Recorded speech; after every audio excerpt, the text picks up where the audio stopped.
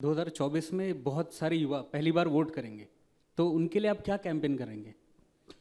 देखिए, ये जो आपने कहा, जैसे 2019 का चुनाव था, इसमें जो फर्स्ट टाइमर वोटर था वो था या तो जिनका जन्म ही 21वीं सदी में हुआ या कम से कम जिन्होंने होश 21वीं सदी में संभाला, यानी सन 2000 के बाद। और अब इसे सिर्फ संयोग ही कहें क्या कि उसी में हम 300 सीटें पाके आ गया है। इसका अर्थ जानते क्या हुआ है?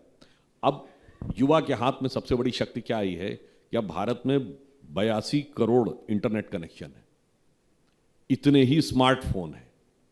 एक बहुत लंबा दौर इस देश में चला जबकि युवाओं के मन को भ्रमित करके रखा गया एक विशेष प्रकार की विचारधारा, विशेष प्रकार की सूचनाओं के द्वारा, और उनके मन में भारत और भारतीय संस्कृति के प्रति, अपने देश के प्रति गौरव का नहीं, ग्लानि का भाव भरकर रखा गया।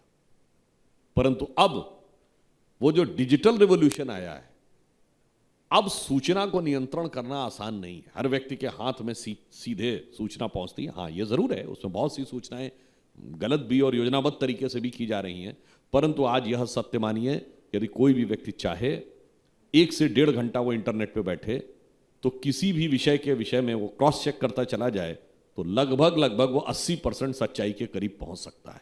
और यह शक्ति मोदी जी ने युवाओं को दी है और युवा अब जागरूक है, उसको वो असलियत समझ में आ जाती है, उसको भरमाना बहुत आसान नहीं है। इसलिए मैं तो मानता हूं कि जिस प्रकार से सूचनाओं का विस्तार हुआ है, मीडिया का विस्तार हुआ है, उसी प्रकार से अगर आप देखें युवा जो आगे आए हैं त्यों तो भारतीय जनता पार्टी की शक्ति भी बढ़ी। लेकिन जैसे डिजिटल मीडिया की हम बात कर रहे हैं, तो ओटीटी प्लेटफॉर्म्स पर क्या मतलब देखिए, उस विषय के ऊपर सरकार गंभीरता से नजर रखे हुए है, विचार कर रही है, और उसके लिए किस प्रकार की कानूनी व्यवस्थाएं, क्योंकि उसमें बहुत सी चीज़ें ऐसी शिकायत आई जो बहुत आपत्तिजनक और कहीं कहीं पर